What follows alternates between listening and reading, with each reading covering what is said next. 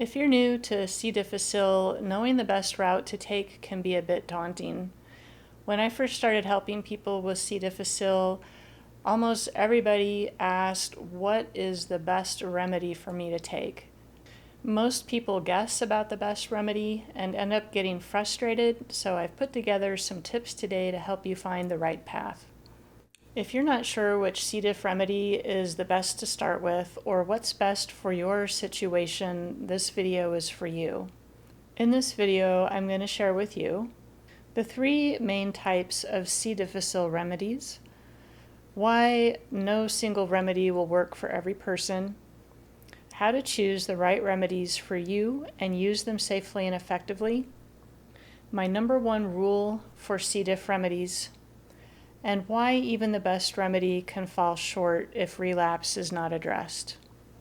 Hi, I'm Michelle Moore. I'm a microbiologist and a health educator, but I am not a medical doctor.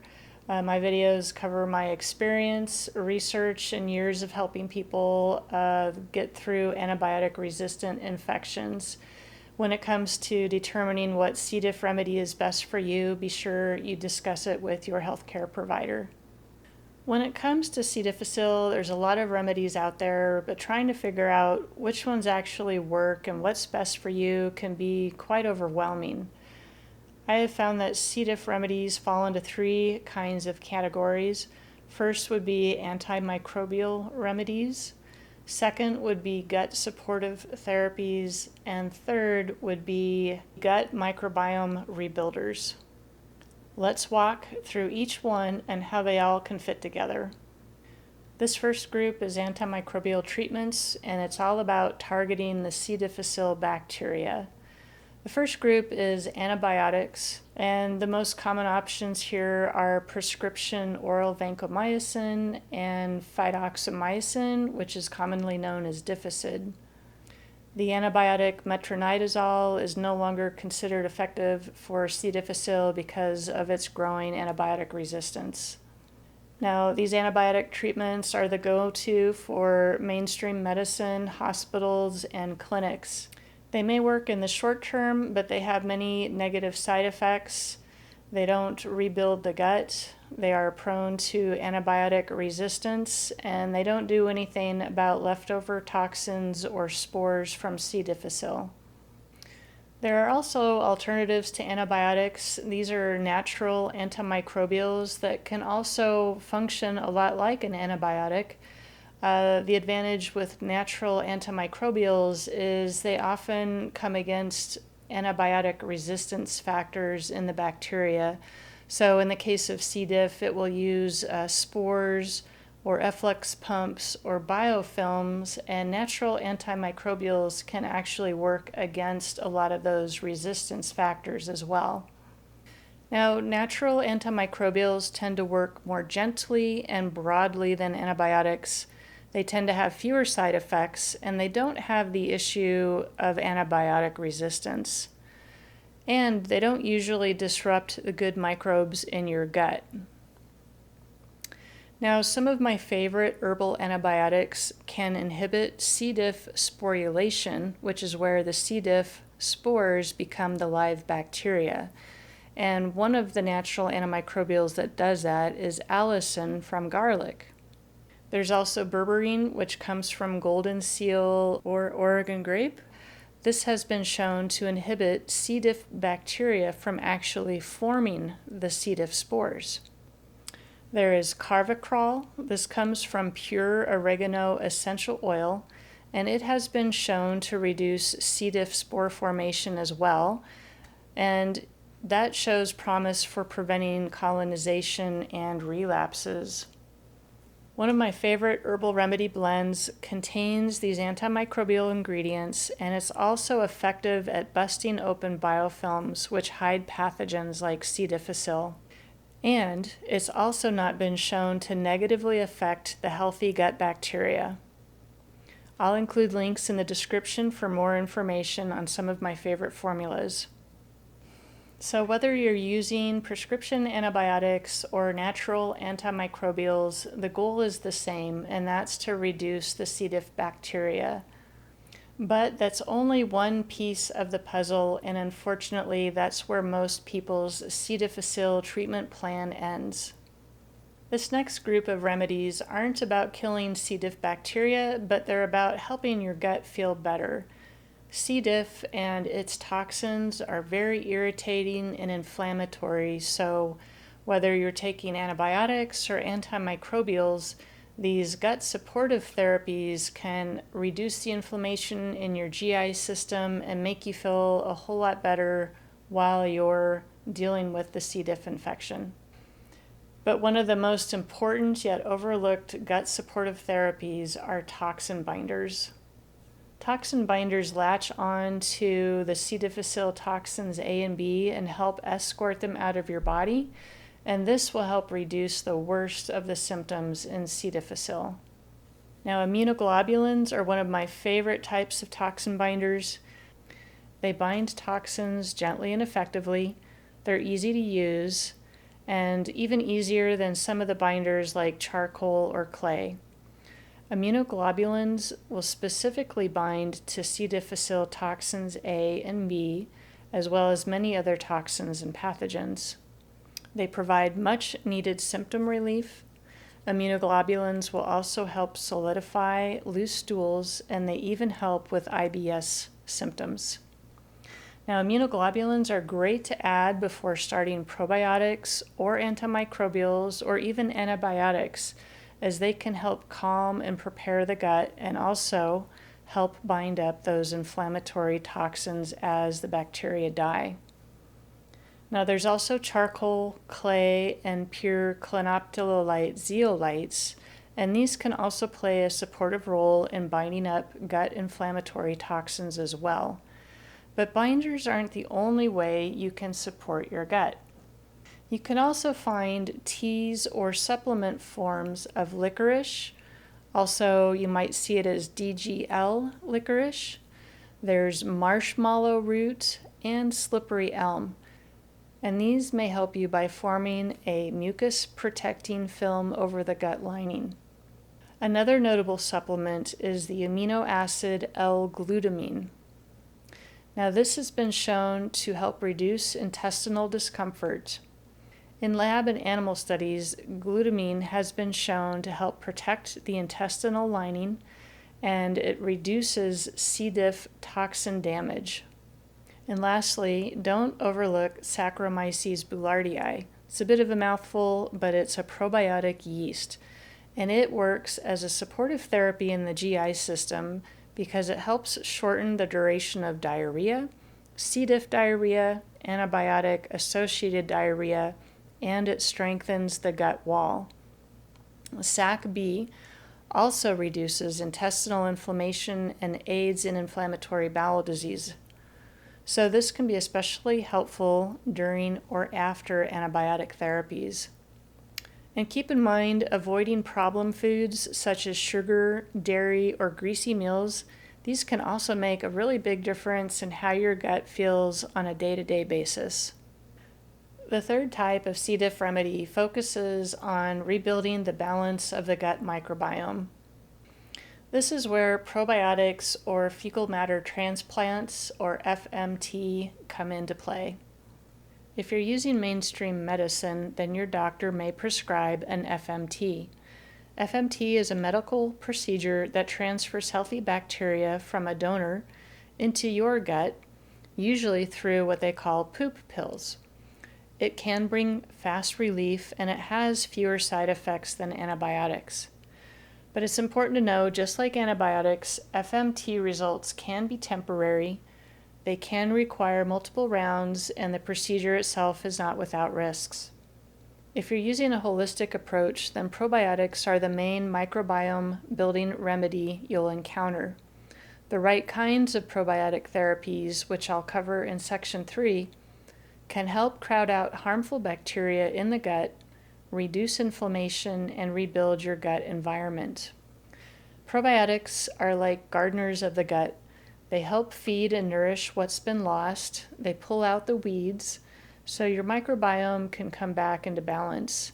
And in the end, a balanced, healthy gut microbiome is really key to ending a C. difficile infection. One of the biggest reasons people struggle with C. difficile is that they expect one remedy to fix everything. But the truth is, there is no magic bullet cure. Even the best remedy in the world can backfire if your gut is just not ready for it. Now, some people may get C. diff after a single round of antibiotics. Some people may be having relapses weeks or months later. And yet other people can test negative for C. diff but still feel like their GI system is off. And yet again, one person can try one remedy and have success, and another has no success with that remedy. That doesn't make the remedy bad. It just means that the gut terrain is different from person to person. That's why the timing of what you take matters just as much as what you're taking. If your GI system is still raw and inflamed from C. difficile, jumping into a strong probiotic may be just too much for your GI system to take. Or if you take an herbal antimicrobial too early, you might feel worse before you feel better.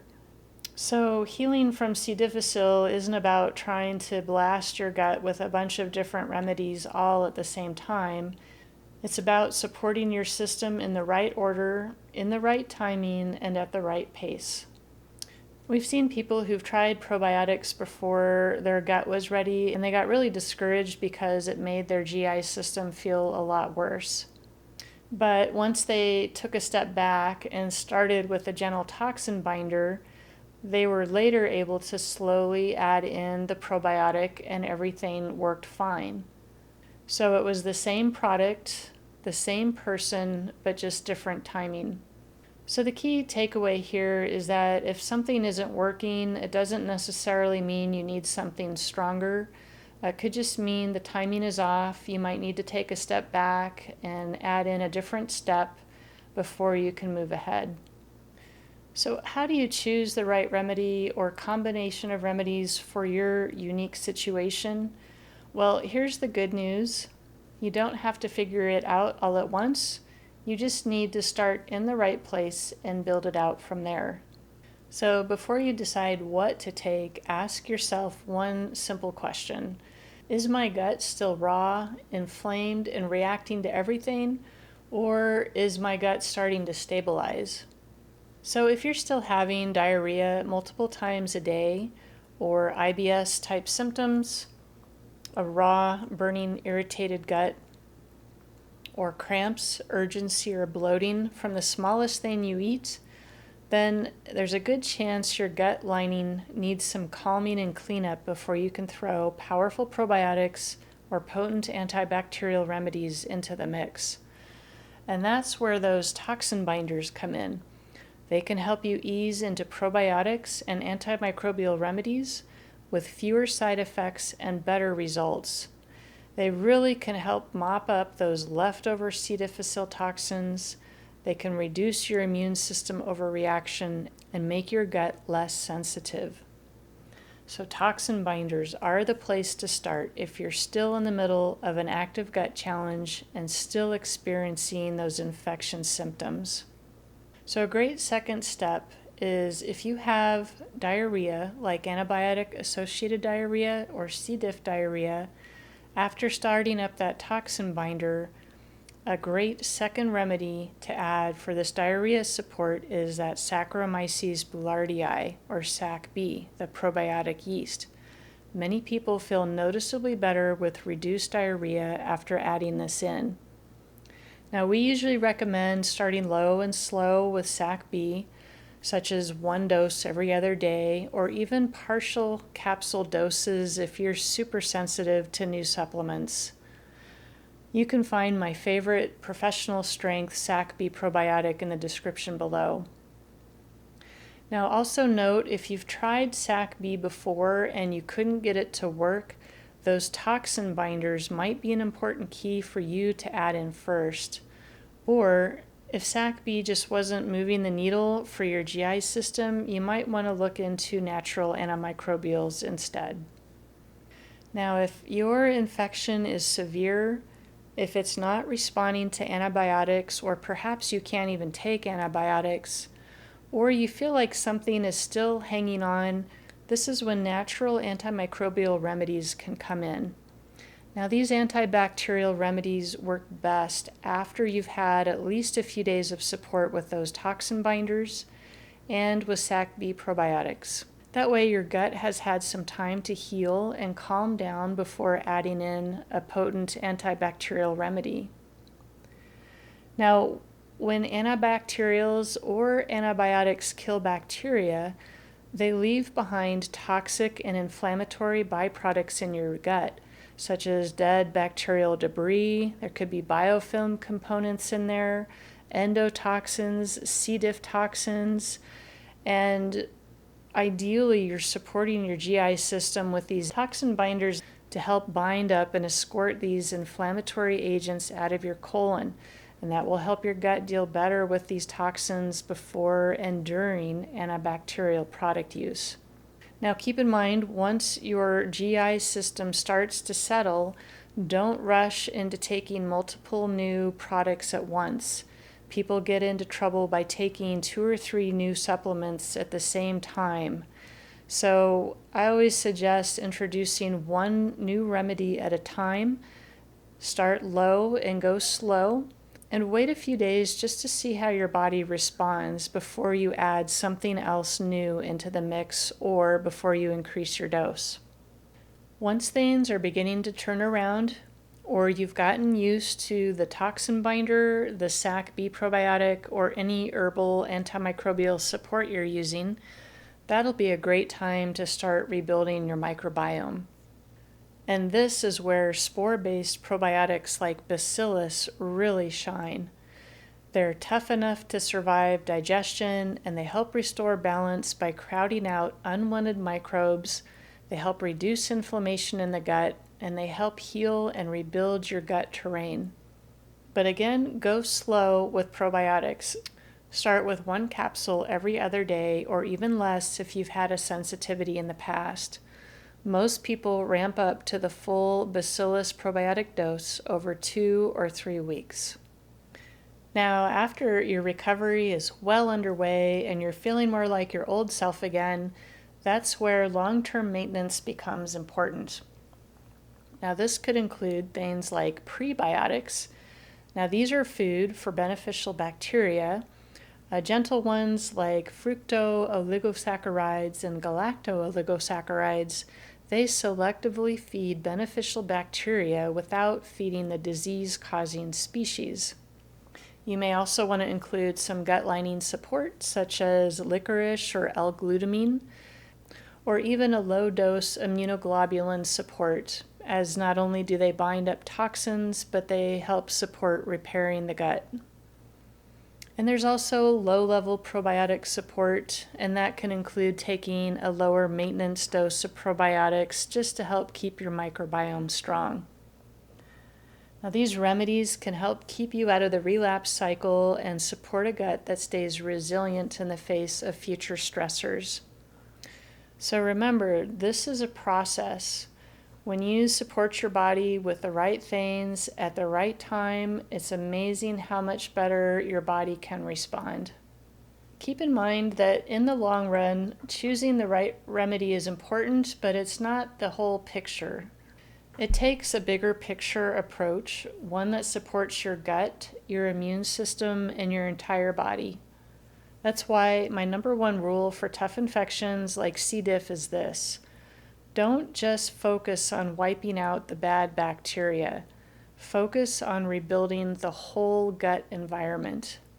So don't get tunnel vision on remedies alone. So far, we've talked a lot about choosing the right remedy, and yes, that's very important, but here's the thing. C. diff does not grow in a healthy, balanced gut environment.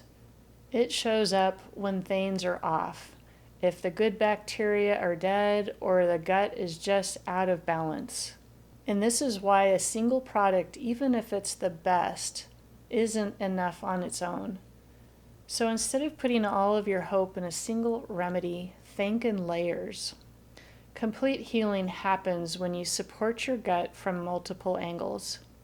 But even with the best remedies, the right timing, and all the gut support in the world, C. difficile can still come back unless you take steps to address it. In this next video, I'll show you why relapses happen and how you can stop them before they get started.